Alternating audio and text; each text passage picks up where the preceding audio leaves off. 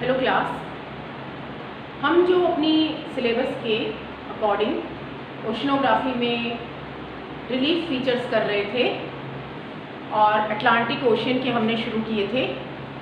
तो Atlantic ocean की कड़ी में ही आज हमारा जो टॉपिक है वो है basins of Atlantic ocean. Basins मतलब द्रोणियाँ, मतलब कौन कौन सी द्रोणियाँ हैं जो कि अटलांटिक ओशन में या आंध्र महासागर में मिलती हैं। तो आज हम अटलांटिक ओशन या आंध्र महासागर की द्रोणियों के बारे में अध्ययन करेंगे। द्रोणियाँ मतलब गहरे सागरीय क्षेत्र जो कि अटलांटिक महासागर में, अटलांटिक ओशन में मिलते हैं। आपको इनके सबके नाम याद करने हैं और मानचित्र पर इनकी लोकेशन भी आपको याद होनी चाहिए, क्योंकि जब आप एग्ज़ाम में अपने आंसर के साथ मैप बनाओगे आंध्र महासागर का, तो उसमें आपने इन द्रोणियों को दर्शाना है। तो अपन एक एक करके देखते हैं। Labrador basin. लैब्राडोर बेसिन कहाँ मिलता है? 40 से 50 डिग्री नॉर्थ पे मिलता है और ये लैब्राडोर बेसिन है। यहाँ पर लैब्राडोर बेसिन मिलता है लैब्राडोर सागर के पास। North American basin. North American मतलब उत्तरी अमेरिका बेसिन। ये पूरे उत्तरी अमेरिका के पूर्वी तट के सहारे ये उत्तरी अमेरिकन बेसिन कहलाता है, जो 12 डिग्री से 44 degree north, 12 degree to 44 degree north पर पाया जाता है। तीसरा है हमारा ब्राज़ील बेसिन। अगर आपने इनके नाम याद कर लिए तो आपको इनकी लोकेशन याद करना भी बहुत इजी है, क्योंकि ज़्यादातर बेसिन्स के नाम वही हैं जहाँ पर ये पाए जाते हैं। तो ब्राज़ील बेसिन आपको पता है, ब्राज़ील बेसिन साउथ अमेरिका का ये ब्राज़ील देश है, इसके पास में ये पूरा का पूरा ब्राज़ील बेसिन है, जो कि 30 डिग्री साउथ, 30 डिग्री दक्षिणी अक्षांश पर स्थित है। उसके बाद है स्पेनिश बेसिन, मतलब स्पेन के पास जो बेसिन है 30 डिग्री से 50 डिग्री नॉर्थ पर। ये हमारा स्पेन है बच्चों, ये रहा हमारा स्पेन, और स्पेन के यहाँ आसपास का ये जो द्रोणी है 30 डिग्री 50 डिग्री नॉर्थ, यहाँ पर ये बेसिन है। North and south Canary basin. ये कनारी बेसिन है, कनारी द्वीप समूह है, इसके पास में ये नॉर्थ और साउथ ये दो वृत्ताकार द्रोणियों से मिलकर बना है, इसीलिए नॉर्थ और साउथ दोनों का नाम इकट्ठा लिख दिया है इसमें, north and south Canary basin. ये कैनारी द्वीप समूह है हमारा, और ये अफ्रीका के पास में, और यहाँ पे जो द्रोणी पाई जाती है उसको कैनारी बेसिन कहते हैं। Cap word basin. Canary basin के नीचे ही केप वर्ड आइलैंड्स हैं, और वहाँ पर जो बेसिन है उसे केप वर्ड बेसिन कहते हैं। ये 10 डिग्री से 23.5 डिग्री साउथ, 10 डिग्री से 23.5 डिग्री साउथ या दक्षिण अक्षांश पर स्थित है। गायना बेसिन, गायना तट के पास में, ये हमारा गिनी का तट है, गायना का तट है, यहाँ पर ये जो बेसिन स्थित है इसे हम गायना बेसिन कहते हैं। अंगोला बेसिन, अंगोला देश, अफ्रीका का जो अंगोला क्षेत्र है, अंगोला जो देश है, कंट्री है, उसके पास में जो बेसिन है उसे हम अंगोला बेसिन कहते हैं। 25 से 40 डिग्री, ये हमारे यहाँ पे 25 से 40 डिग्री के मध्य में ये अंगोला बेसिन, 25 से 40 डिग्री साउथ, ये ध्यान रखना, साउथ में, दक्षिण में, 25 से 40 डिग्री दक्षिण में अंगोला बेसिन स्थित है। उसके बाद है ये हमारे लगभग 8 एक केप वर्ड बेसिन और है, जो कि हमारे केप वर्ड बेसिन यहाँ पर, ये जो दक्षिण अफ्रीका का लास्ट, हमारे अफ्रीका का जो लास्ट दक्षिण अफ्रीका देश है उसके पास में ये केप वर्ड बेसिन स्थित है। तो ये आपको ध्यान रखना है, केप वर्ड बेसिन।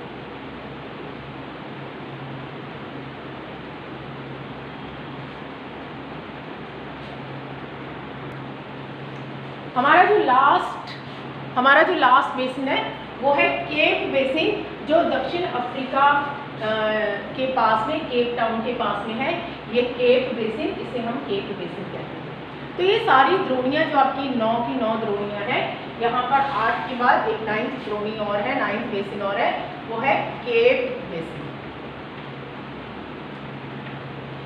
तो इस तरह से आपको ये 9 की 9 बेसिन्स, 9 के 9 बेसिन्स आपको लर्न करते हैं। यदि हम बात करें सीमांत सागर की, सीमांत सागर क्या होते हैं बेटा? ये जो हमारा अटलांटिक ओशन है, हमारा आंध्र महासागर है, इसके आसपास कौन कौन सी खाड़ियाँ, कौन कौन से सागर हैं जो इम्पोर्टेंट है, जो महत्वपूर्ण है, उन्हें हम सीमांत सागर या मार्जिनल सीज बोलते हैं। जैसे कि यहाँ पर सबसे पहले अगर ऊपर से हम चलें तो बे ऑफ बेफिन, ये जो हमारा ग्रीनलैंड और कनाडा के पास में है, बे ऑफ बेफिन द्वीप भी यहीं पर है और इसके पास की जो खाड़ी है इसको बे ऑफ बेफिन कहते हैं। इससे नीचे आए तो लेब्राडोर सी, ये मार्जिनल सी है, इनको याद रखने आपको, लेब्राडोर सी। फिर बे ऑफ हडसन या हडसन की खाड़ी, उसके बाद हमारा ये मैक्सिको की खाड़ी, अगर आप इस इधर से चलोगे तो आपका ये बे ऑफ मैक्सिको या मैक्सिको की खाड़ी, और उसके बाद कैरेबियन सी। अगर हम उत्तर की तरफ जाएं, उत्तर पूर्व की तरफ, तो हमारा यहाँ पर है बाल्टिक सागर सी, बाल्टिक सी।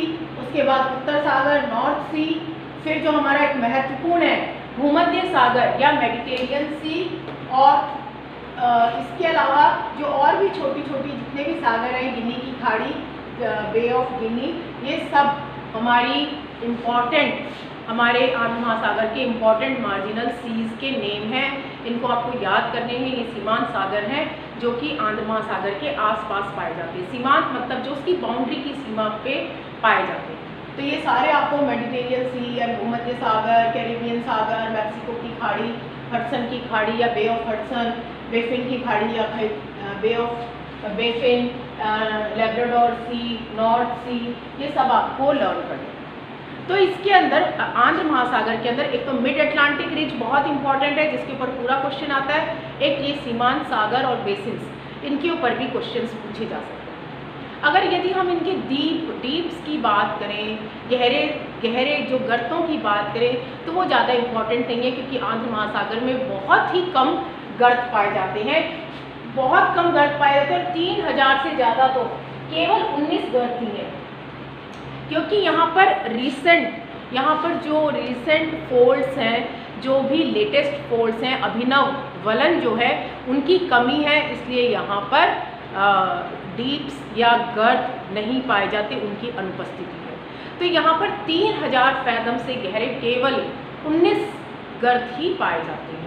और उनमें से भी कुछ नाम प्रमुख हैं, आपको जो के नाम याद करने हैं, जैसे कि नरेश गर्त, पोर्टिको, एक नरेश गर्त है, एक पोर्टिको गर्त है, रोमांच गर्त है।